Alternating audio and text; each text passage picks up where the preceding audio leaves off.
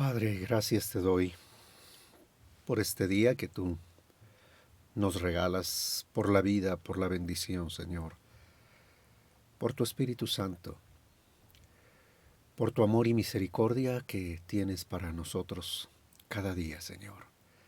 Bendice este tiempo, bendice tu palabra, bendice a mis hermanos, Señor, que estarán escuchando este mensaje, esta palabra.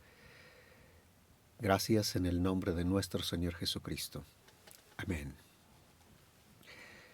Quiero compartir con ustedes la experiencia del día de ayer en la reunión. Desde el sábado hablé con Kenneth, hablé con ellos para ponernos de acuerdo en cuanto a el culto que tendríamos el día domingo. Y mi deseo y mi sentir era, después de esta ausencia de más de 4 meses, sentí por el tiempo que teníamos hacer un servicio como de acción de gracias, un culto de alabanza, de adoración, de reapertura del templo, del edificio, y darle gracias a Dios por eso. Y bueno, pues hablé con ellos que prepararan cantos en ese sentido, que íbamos a estar cantando, orando, ministrando, bendiciendo a los hermanos. Y bueno, pues ya el domingo en la mañana estaba yo preparando para salir temprano, y al estar arreglándome tuve un sentimiento de gratitud al ponerme una camisa que recordé que me habían regalado unos hermanos, y pues yo les dije a Yahweh: Señor, gracias, gracias, bendice a mis hermanos. Y oí una respuesta en mi mente que me dijo: bendícelos tú. Y bueno, pues obedecí y empecé a orar por estas personas, por estos hermanos, a bendecirlos. Y eso me llevó a un pensamiento de hacer eso mismo en la congregación, de estar orando por cada uno de los hermanos. No íbamos a ser tantos, yo pienso, ¿no? Yo pensaba, no van a ser tantos. Entonces, pues, todos estos pensamientos estaba yo teniendo. En la mañana llegué a la congregación como 9:30 para preparar cosas, para la computadora, conexiones, todo eso que uno tiene que hacer para preparar.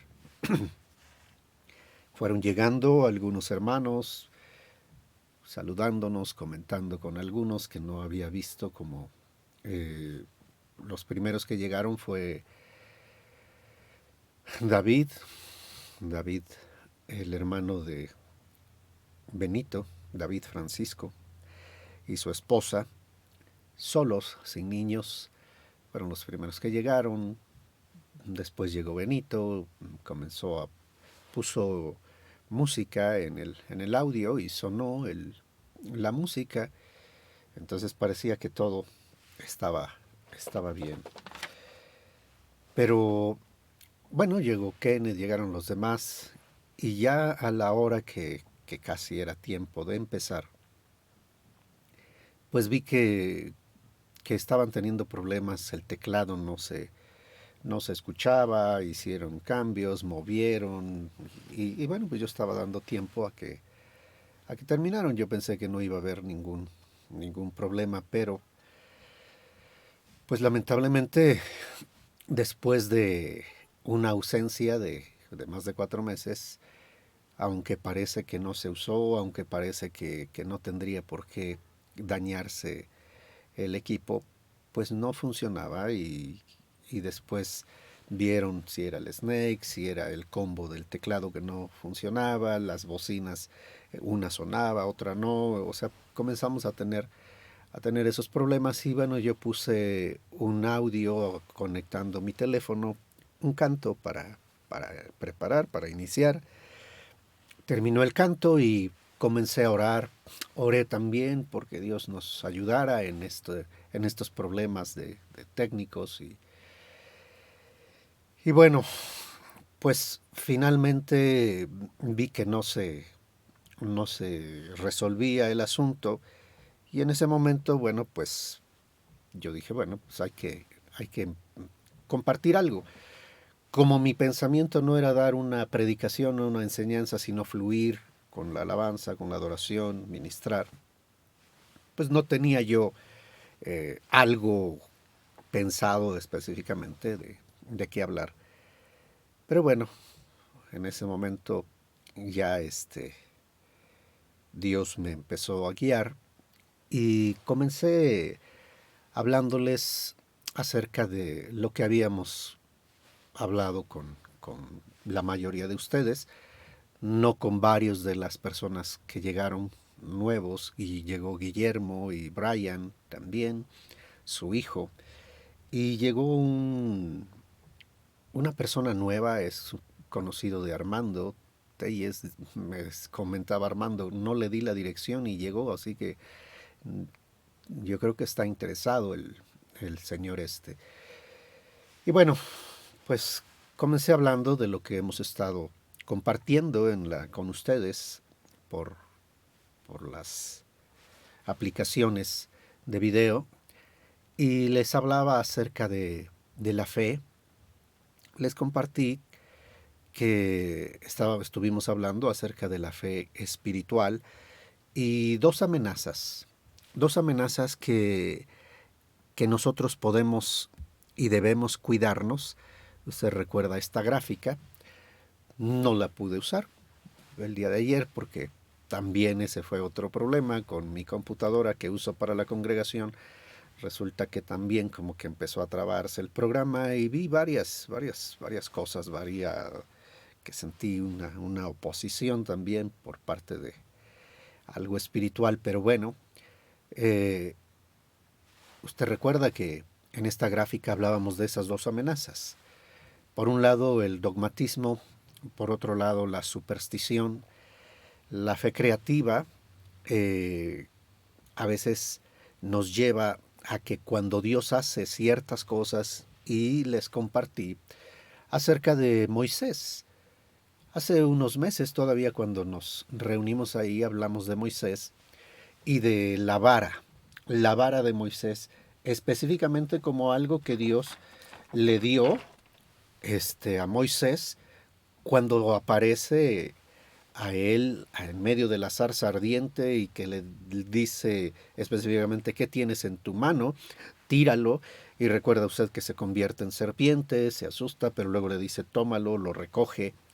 Y esa vara que Dios de una manera creativa usó para darle cierta seguridad a Moisés como una señal, después la usa para ir delante del faraón.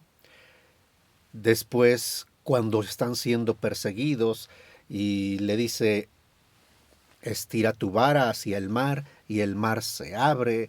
Después, cuando tienen sed y le dice, golpea la roca, y otra vez con la vara. Pero llegó el punto, llegó el momento que les dije, en la segunda ocasión que se están quejando por el agua, Dios le dice en esa ocasión, habla a la roca. Y ahí decíamos, una de las aplicaciones que vemos es cómo de cierta manera está ayudando a Moisés a que se eleve a otro nivel, que eso que le dio como algo temporal, como algo, como una ayuda para que él pudiera crecer, para que él pudiera desarrollar fe, ahora, ahora le dice, habla a la roca. No es la vara, es mi palabra, es el dabar de Yahweh, porque así será mi palabra que sale de mi boca, no volverá a mí vacía, sino que hará aquello para que la envíe. Y eso me recordó Isaías, esto que le estoy diciendo, así será mi palabra que sale de mi boca. Pero luego el siguiente versículo en ese canto, que también le pusimos música a este versículo de Isaías 55, porque con alegría saldréis y con paz seréis guiados.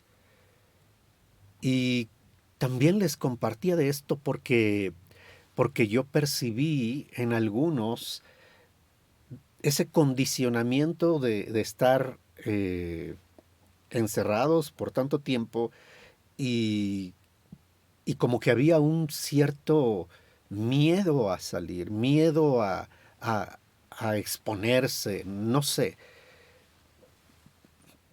Pero les dije, hermanos, precisamente una de las cosas que yo hice durante todo este tiempo es tratar de ayudarles. Y muchas veces les dije, tengan cuidado, me preocupa y me ocupa el ver cómo por diferentes medios están bombardeando y dando un mensaje que se está yendo al subconsciente y quédate en casa y no salgas y es peligroso y cuidado y cuidado y peligro y peligro y peligro y peligro, de tal manera que pues con su conciencia o sin su conciencia eso se fue ahí al subconsciente y genera un miedo. Ahora, por eso lo que le cité de Isaías, porque con alegría. Y esto también lo vimos todavía cuando estábamos ahí en el local. Con alegría saldréis y con paz seréis guiados. Debemos pedir que Dios nos dé esa paz que sobrepasa todo entendimiento y que guarda nuestros corazones y pensamientos en Cristo Jesús. Así que eso es por un lado, por el lado de la fe, que se puede convertir la fe creativa en una superstición y depender de un objeto, de algo, ¿no?, que Dios usó en determinado momento. Y bueno, esto ya lo había predicado yo el viernes anterior, creo. Entonces, pues hay que tener cuidado con eso. O sea, hay ciertas ayudas, ciertas cosas que Dios usa de una manera creativa para generar una fe. Hay una señal, hay algo que sucede y que no es para que hagamos de eso un fetiche o para que hagamos de eso algo en el que ponemos nuestra fe en el objeto y no en Dios. Dios usa ciertas cosas, ciertos elementos simplemente para ayudarnos a ir creciendo, ir madurando. Entonces les decía, la fe creativa, por un lado, nos ayuda, ¿sí? La fe creativa tiene que ver con imágenes, tiene que ver con otro tipo de pensamiento que ya hemos visto, el pensamiento en espiral. Y les decía, es como el libro de Apocalipsis.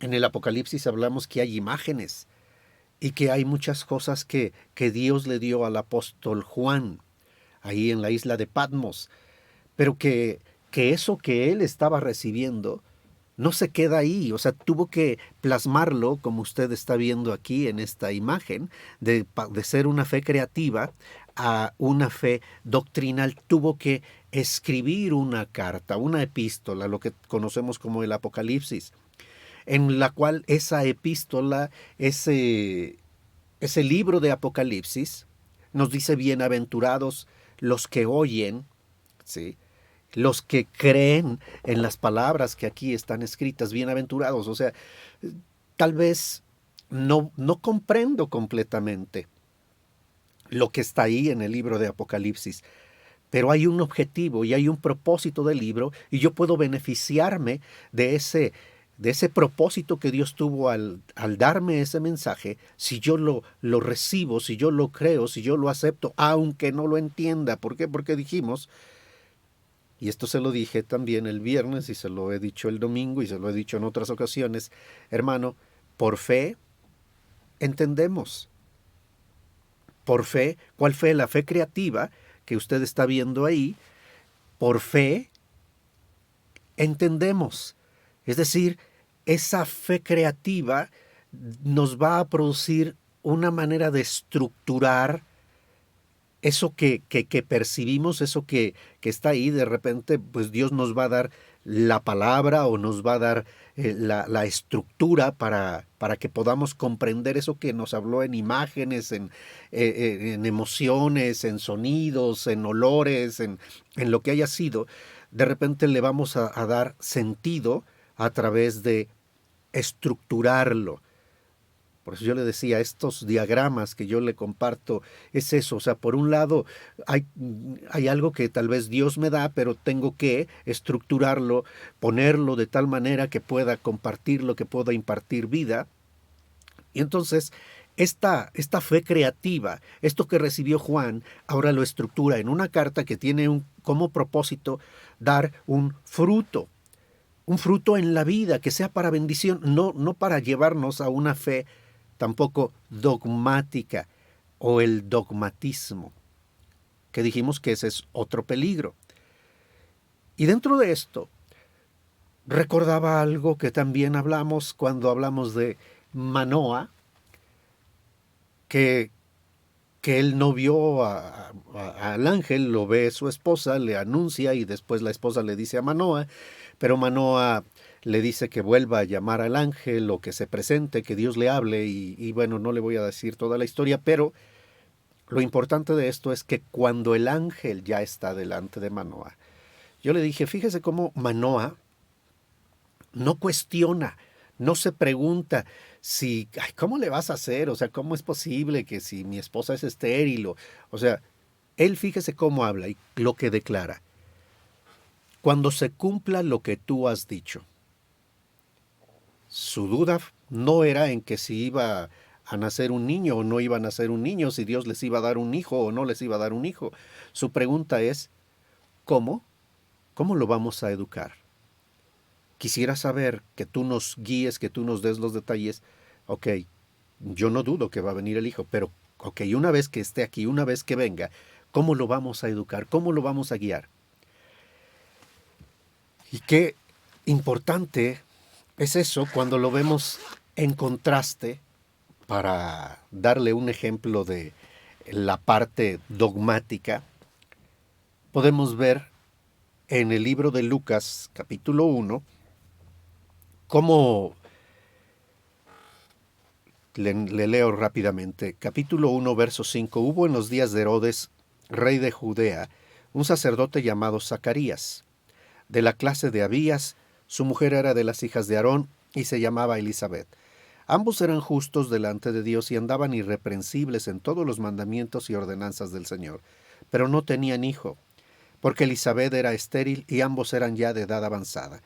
Aconteció que ejerciendo Zacarías el sacerdocio delante de Dios según el orden de su clase, conforme a la costumbre del sacerdocio, le tocó en suerte ofrecer el incienso entrando en el santuario del Señor. Y aquí me llamó la atención conforme a la costumbre. Yo le dije que hay cosas que podemos hacer de una manera ya como un hábito, por costumbre.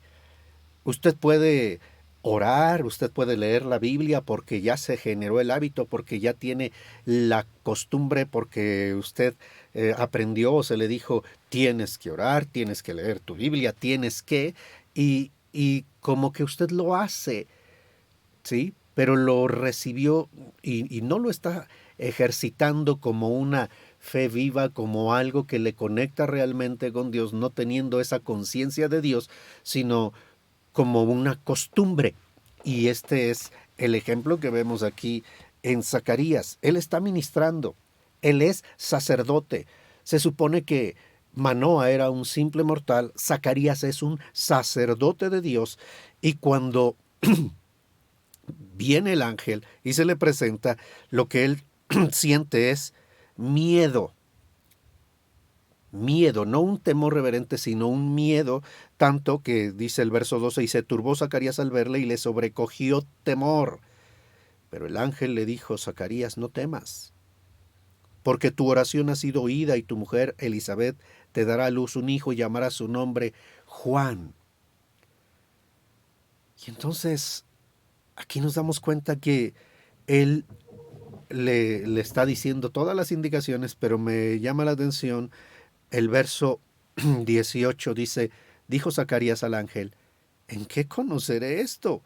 porque yo soy viejo y mi mujer es de edad avanzada. O sea, ¿cómo va a ser esto? ¿Cómo puede ser posible? Pues depende desde qué paradigma te mueves, y ahorita vamos a entrar a esa otra parte. ¿En qué conoceré esto? Porque yo soy viejo y mi mujer es de edad avanzada. Respondiendo el ángel le dijo: yo soy Gabriel, que estoy delante de Dios y he sido enviado a hablarte y darte estas buenas nuevas. Y ahora, siendo un sacerdote, fíjese la disciplina, la corrección que recibe de parte de Dios, quedarás mudo y no podrás hablar hasta el día en que esto se haga, por cuanto no creíste mis palabras. Por cuanto no creíste mis palabras. ¿De qué estamos hablando? De una fe. Zacarías tenía una fe dogmática, y conforme a la costumbre él hacía sacrificios y le tocó el incienso y le tocaba diferentes cosas, pero aquí le tocó en suerte, bueno, era su turno de ministrar en el altar del incienso. Pero lo está haciendo de una manera por costumbre, como un hábito, sin la esencia, sin la vida. Entonces tú puedes tener una fe dogmática, una fe doctrinal en la que puedes caer en esta otra amenaza, que haces las cosas de una manera mental, ¿sí? Por la fe mental que hemos dicho, ese es uno de los peligros. La superstición es una cosa, y por el otro lado vemos aquí el dogmatismo. Puedes estar desarrollando las cosas, pero de una manera por costumbre, por un hábito, pero sin conectarte. Ahí en medio dijimos el compartir. Tiene que conectarse esto, tiene que haber un fluir de vida en el que la fe creativa te lleva a una fe doctrinal, pero no te estancas ni en la fe creativa ni en la fe doctrinal, sino que después eso va a producir en ti un fruto, y ese fruto va a aumentar tu fe, ¿sí? Tu sentido del espíritu, que te vas a dar más conciencia de Dios, te hace más consciente de Dios, puedes ver a Dios de una manera real, de una manera viva, lo puedes percibir, es decir, te hace consciente de la gloria de su presencia. La fe creativa nos permite experimentar la gloria de su nombre. La fe doctrinal nos permite experimentar la gloria de su palabra. La fe fruto nos permite experimentar la gloria de su vida. Y la fe consciente de Dios nos permite experimentar la gloria de su presencia. Bendito es tu santo nombre, Padre. Gloria a tu santo y glorioso nombre.